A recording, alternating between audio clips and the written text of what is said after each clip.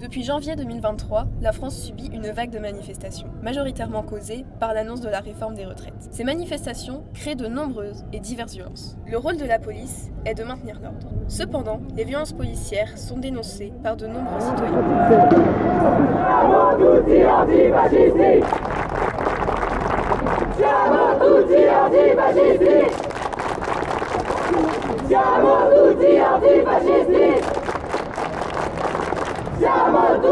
Ce qu'il faut comprendre, c'est qu'aujourd'hui, on a trois types de violences. En gros, tu as une violence qui est physique, une violence morale, et tu as une violence qui fait d'une pression qui se met sur l'ensemble de la population.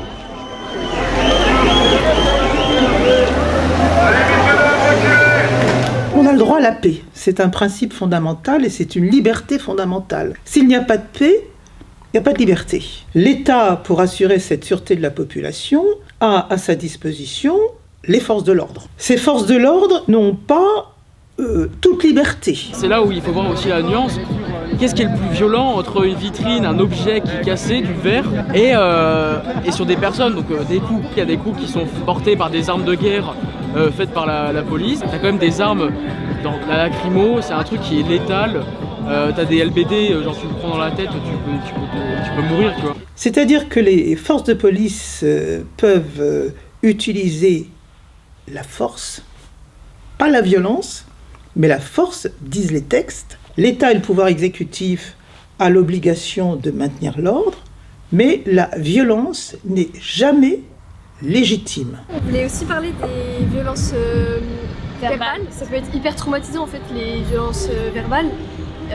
Autant que physique. J'ai une amie, il y a un policier qui lui dit très clairement, toi si je te retrouve, je te viole.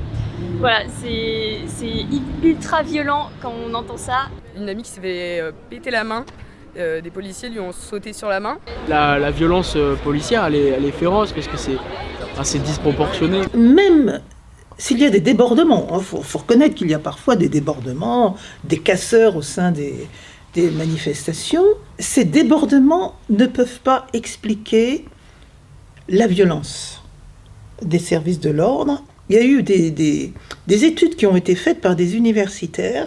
Ces universitaires ont démontré que les manifestants ne sont pas plus violents qu'il y a 25 ou 30 ans. C'est une violence inacceptable. C'est assez contraignant et il y a des gens après qui ont peur d'aller en manifestation alors que c'est un droit et une liberté. La rue, elle appartient pas à l'État, elle appartient à ceux qui vivent dedans. Voilà. Elle est à nous. Et actuellement, les services de police qui interviennent dans le cadre des manifestations sont insuffisamment formés. Quand on est recruté au sein des services de police, on est astreint à une formation de 8 mois. On peut apprendre à tirer pendant 8 mois, mais en 8 mois, on n'a pas le temps d'apprendre les techniques de manipulation de la foule. Alors évidemment, on est contre la violence.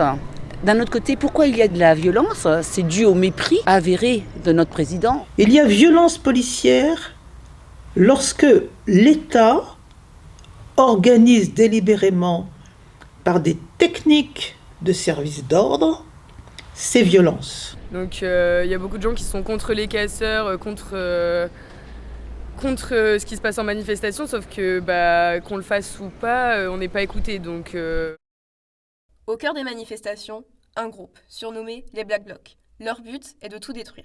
Abribus, poubelles, voitures ou devantures de magasins, rien ne les arrête. La casse est pour eux un moyen d'exprimer leur extrême mécontentement. On a des manifestations qui se déroulent dans un climat plutôt serein. Et puis à côté de ça, on a des groupes d'ultra-radicaux qui franchissent le Rubicon de la violence. Et pour nous, le droit de manifester s'arrête là où commence la violence. Et aujourd'hui, vous pouvez le constater, notre ville, elle est abîmée, elle est dégradée, elle est même défigurée avec des vitrines cassées, des vitrines qui sont recouvertes de contreplaqué avec des abribus qui sont totalement détruits. C'est difficile pour les habitants. C'est difficile pour les commerçants, c'est difficile pour les professionnels. C'est une violence qu'il faut déjà intégrer, c'est-à-dire que l'environnement, les vitrines brisées, c'est assez violent au niveau du visuel. Ça dévaste une boutique, ça nécessite une journée entière entière de ménages. Et comme je le disais, c'est des manifestations qui, globalement, dans la majeure partie des situations, se passent très très bien, quoi. Elles sont vraiment ternies par ce groupe, on le nomme ultra-radicaux, qui commettent des actes irresponsables et qui se greffent sur tout mouvement social.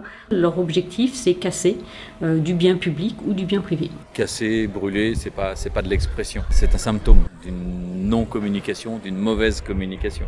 Je comprends pas pourquoi. Alors beaucoup de clients nous demandent « mais pourquoi vous ?» Mais c'est pas pourquoi nous, c'est pourquoi tout court. Mais que ce soit de façon collective ou individuelle, si on s'exprime avec violence, l'autre en face ne va entendre que la violence et il ne va pas entendre ce que vous avez à dire. On ne s'y fait pas et je ne veux pas m'y faire et je ne veux pas être dans l'acceptation. Donc ce geste est pour moi antidémocratique étant donné que je ne suis pas commerçante mais simple salariée.